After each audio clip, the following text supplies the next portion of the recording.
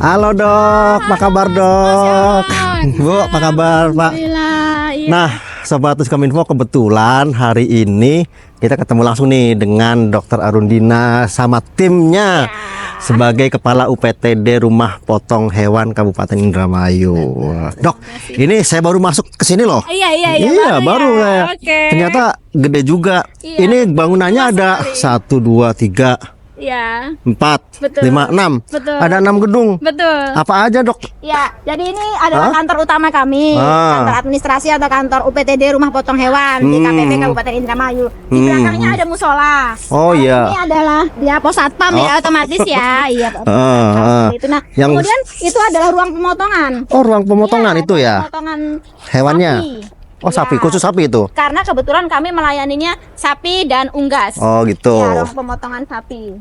Seperti itu ruang pemotongannya, dan Depan? kemudian itu kandang penampungan. Hmm? Kandang penampungan 1 dan di belakangnya kandang penampungan yang kedua. Hmm? Kemudian ini adalah gudang pakan. Oh, ada gudang Ya, pakannya. ada gudang pakan. Itu gitu yang pojok ya. apa itu, dok? Nah, yang pojok itu adalah mes karyawan. Oh, ada mesnya? Iya, jadi kalau misalkan pengawal sapinya itu butuh nginepnya di mes. Oh. Iya, seperti itu.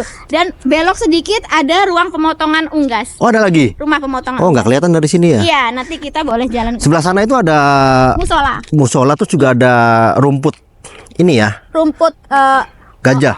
Odot ya? Odot. Iya, ya. betul. Odot untuk yang khusus pakan buat ternaknya gitu ya. Setidaknya memang mereka akan dipotong, tapi kan kalau ini makanannya juga harus bergizi. Ini kan beberapa tahun ke belakang RPH itu belum ada nih dok di Indramayu. Ya. Ya, baru tahun berapa sih ini terbentuk? Iya, RPH sendiri bangunannya itu sudah ada, Mas. Sebenarnya sejak 2014, tapi baru aktif memotong itu 2016. Retribusi juga belum terlalu aktif. Nah, di masa kepemimpinan Ibu Hajah Nina Agustina itu alhamdulillah terbangun kandang penampungan di tahun 2022. Di tahun 2021 akhir atau 2022 awal, retribusi RPH itu kita ada inovasi kris. Jadi tidak secara manual. Kalau sebelumnya Sebelum-sebelumnya manual. Jadi memang karena Ibu Bupati itu terus selalu mendidik kita untuk ayo lakukan inovasi. Makanya kita iya benar kalau manual aja tidak efektif nih RPH-nya. Jadi akhirnya kami ada inovasi kris yang kemudian capaian retribusi RPH itu menjadi lebih optimal, Mas.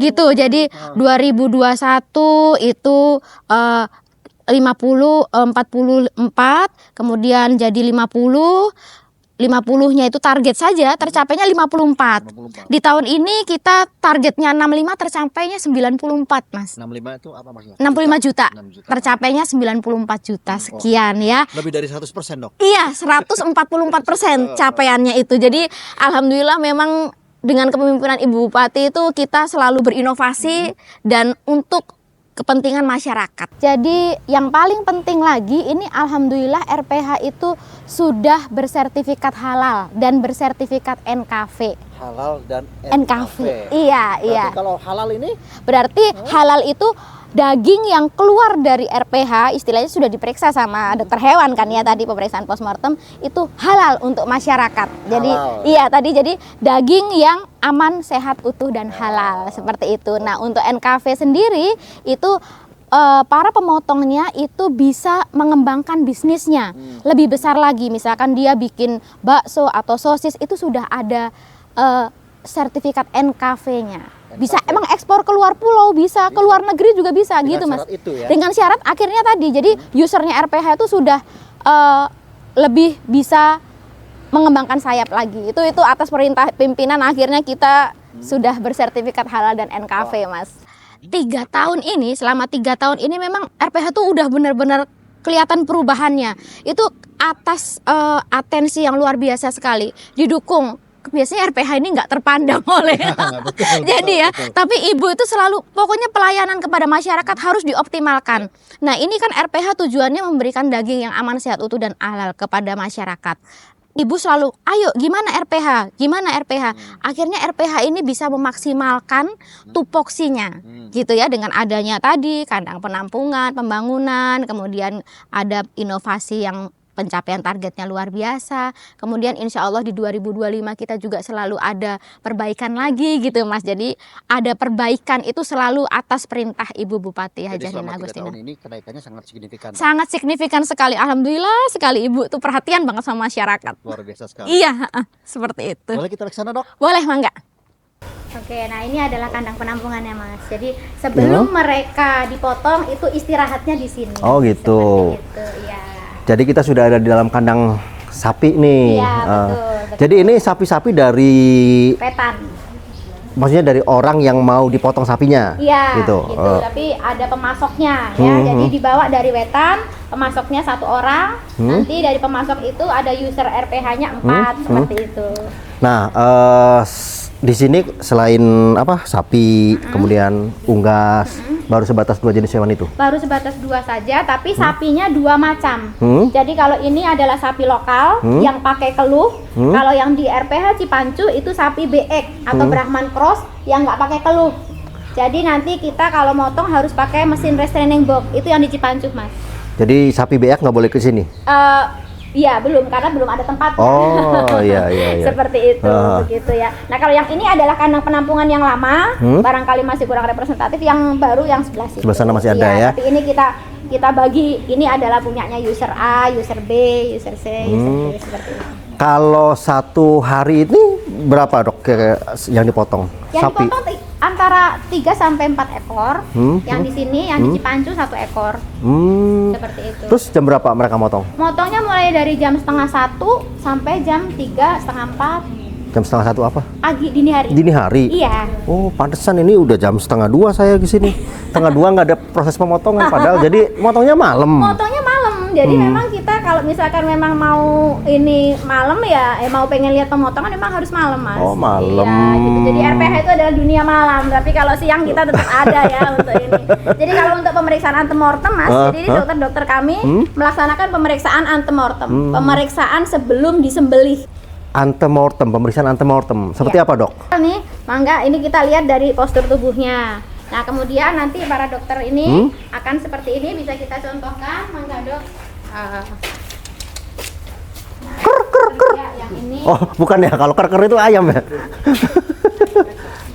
Nah, ini dokter sedang melakukan pemeriksaan antemortem atau sebelum dipotong ya. Ya, Biasanya yang diperiksa apa aja tuh dok? yang diperiksa adalah mukosa hidung, mukosa mulut. Kemudian kalau sekarang memeriksa ini lihat di lidah atau gusi, apakah ada ulcer, apakah ada PMK, seperti itu. Kalau sehat berarti ya sehat gitu ya. Kemudian dari postur tubuh, kira-kira dia ada luka atau ada hal yang tidak normal atau ada suhu tubuh yang tidak normal. Seperti itu ya. Jadi kalau kondisinya sakit sebelum dipotong bagaimana? Kalau sakit sebelum dipotong ya akhirnya dia kita geser ke tempat yang lebih steril mungkin ya, sendiri, isolasi ya. Nanti kita amati dan kita observasi. Oh, Tapi iya. kalau memang terdeteksi itu PMK, malah harus segera disembelih. Segera dipotong Iya ya. kalau PMK. Gitu. Tapi aman untuk masyarakatnya aman. Yang PMK tuh yang tidak aman adalah untuk hewan-hewannya, yang sekitarnya, teman-temannya. Iya, iya, iya. Jadi di tempat ini adalah tempat penampungan atau ya kandang penampungan sebelum hewan-hewan ini dipotong. Ya. Kita pengen lihat nih, ada gedung di sana itu tempat pemotongannya. Boleh, Ya, banget. dok ya. Ya. Jadi memang ini kan sekarang lebih banyak adalah para apa namanya pedagang daging ya, yang melakukan pemotongan di sini. Ya, ya. Kalau masyarakat, Ya. masyarakat umum nih gitu kan, saya punya 1 ekor sapi di rumah pengen dipotong, dibawa ke sini. Boleh. Gimana Bisa. caranya masyarakat mau ke sana? Caranya tinggal mendaftar ke kami, ya mendaftarnya cukup tadi ya kalau secara formalitas mah pakai KTP seperti itu kan, isi form seperti itu. Tapi kita juga sekarang ada sistem online. Kita punya Sobat Mapan Ayu, sistem informasi online hebat, Rumah Potong Hewan Indramayu. Di situ pendaftarannya online. Nah kemudian nanti mereka kapan nih mau daftar, mau motongnya gitu ya, silakan membawa sapinya sekitar 12 sampai 24 jam dari akan dipotong. Jadi dia sempat beristirahat dulu. Tapi biasanya kadang kalau cuman lokal Indramayu saja nggak masalah sih, nggak harus sampai 1 hari. Seperti itu sih caranya, semudah itu. Gitu Ya. Nah, nanti kita bakal cari tahu berapa sih tarifnya atau retribusinya. Kita mau motong sapi, motong unggas. Boleh. Kambing boleh nggak sih? Boleh, ada, tapi kita masih proses untuk penyempurnaannya. Iya. Tuh, jadi kalau motong entog gitu, Iya, bisa ya. Bisa. Nanti kita ceritakan lagi. No, ya. Oke, nanti kita lihat itu dulu rumah potongnya. Kita sudah ada di dalam gedung rumah potong hewan. Ini aromanya memang aroma bau-bau Aroma khas daging. daging, jeroan, Iya. lemak. Ini saya bau gaji di sini nih. Bau gaji. Ya. Dok, ini jadi memang ini luar biasa ini bangunannya. Ya. Begitu sapi tadi diperiksa masuk. Masuk ke sini, dilakukan pemotongan kan, pemotongan disembelih di sebelah situ, nanti dia akan digantung di rel ini. Nah ini rel-rel Oh, penggantung, iya. ya rel-rel penggantung ini ya. Untuk 1 ekor sapi ini ya. Ya, satu ekor sapi kan nanti ada partnya dibagi 4. Dipotong-potong. Setengah dulu, berarti baru bagi 4. Nah itu jadi digantung di sini. Ini relnya. Relnya ada 2 jalur. Memang masih butuh banyak perbaikan di RPH kami. Setelah terpotong-potong, Ya. tersimpan di meja. Ya, disimpan di meja, tapi yang organ dalamnya, limpa, hati, jantung, paru, ginjal, itu adalah organ internal, organ dalam yang kita nanti khusus periksa di meja tengah. Oh, Ya, di beda. tengah. Itu namanya pemeriksaan postmortem. Postmortem. Iya, itu nanti diperiksa oleh dokter-dokter. Jadi kalau kelihatan itu sapinya tadi setelah waktu hidup kan kelihatan gejala misalkan. Nggak ada gejala PMK, tapi ternyata setelah kita lihat misalkan jantungnya kelihatan ada Tiger Heart, tanda-tanda PMK gitu, nanti akan kita akhir supaya Betul. aman untuk masyarakat. Seperti itu. Oke, itu ya. Jadi Sobat Kominfo jangan ragu untuk silakan manfaatkan rumah potong hewan ini untuk memotong hewan ternak yang kita punya. Nah, karena di sini apa dok? Aman. Aman, Terus sehat, utuh dan halal. dan halal. Iya, Nah jadi itu. setelah itu kalau misalkan kita motong di rumah tadi ya tidak diperiksa oleh dokter hewan. Oh iya Kalau di betul. sini kan diperiksa oleh dokter hewan. Yang kedua, limbahnya itu kan kalau di masyarakat kan mengotori lingkungan. Iya. Kalau di sini kan limbahnya kita sudah punya IPAL khusus. Ya, jadi itu akan aman untuk masyarakat, lingkungan tidak tercemari juga oleh limbahnya. Jadi bawa hewan hidup ke sini, pulang sudah dalam bentuk potongan-potongan. Iya, Tuh, enak banget. Potongan parting 4 ya, Iya. seperti itu ya. Jadi sudah sehat, siap disantap. Nah, tadi kan masyarakat yang mau motong hewan di sini ada retribusinya tuh, Dok. Iya. Nah, nanti kita ke sana yuk. Boleh, Sambil mangga. kita lihat yang unggas ya. Oh, boleh. Oke. Yuk, mangga. Yuk. Langsung. Nah, sekarang kita ada di bagian paling belakang dari RPH ini adalah tempat penampungan hewan unggas dan rumah di pemotongan rumah pemotongan unggas ya. Dok, tadi kan kalau berapa sih retribusinya baik sapi maupun unggas berapa? Jadi itu murah-murah loh. Iya, sapi itu murah banget, cuma 30.000. 30.000. Dari mulai disembelih sampai udah jadi daging, ya ampun ya. 30.000. Ya, 30.000 saja. Retribusinya. Retribusinya. Nah, Kurang apa masyarakat itu ya? Sudah terlayani. Itu sapi. Sapi. Unggas itu Unggas. hanya 400 ekor. 400 rupiah per ekor. Rp400 per ekor Ekor, retribusinya. Iya. Jadi kalau masyarakat Indramayu motong hewan di RPH itu satu memang ikut kontribusi dalam pembangunan kan. Tuh. Betul.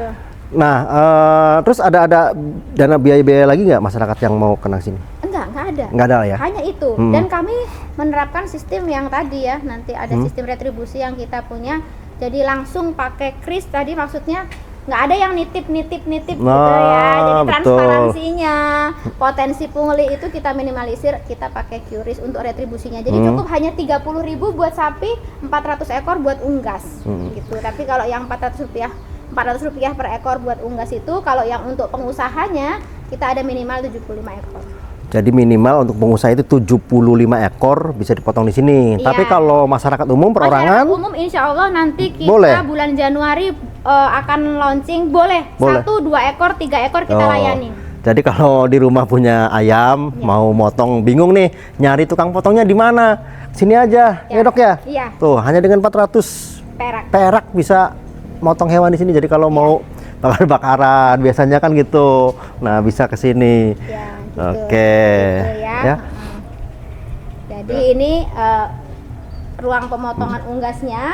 Ini adalah zona kotor. Artinya di sini disembelih, kemudian di grendel, dibubut ya, bulunya dihilangkan, direbus, bulunya dihilangkan. Nanti setelah dia jadi karkasnya tidak ada bulu, itu sudah ke ruangan sana yang zona bersih. Zona bersihnya. Nah, dan kemudian dilakukan packing atau masuk ke plastik tempat mereka making ininya, dagingnya. Oke, Dok, makasih banyak nih. Iya, Teman-teman sama-sama. dokter di sini juga makasih sudah ya ngasih info ke kita. Iya, betul. Ke Sobat Terima Uskominfo kasih yang juga. ada di rumah Iya. ya. Jadi dengan memotong hewan di RPH itu sudah ikut kontribusi dalam pembangunan. Dan masyarakat akan mendapatkan daging yang aman, sehat, utuh dan halal. Oke, Dok, makasih banyak. Sama-sama. Terima kasih banyak Mas ya. Joni. Makasih. Makasih, atas Dok. kunjungannya. Makasih semuanya. Untuk Indramayu bermartabat, kerja nyata. Ya, sampai ketemu di liputan Diskominfo berikutnya.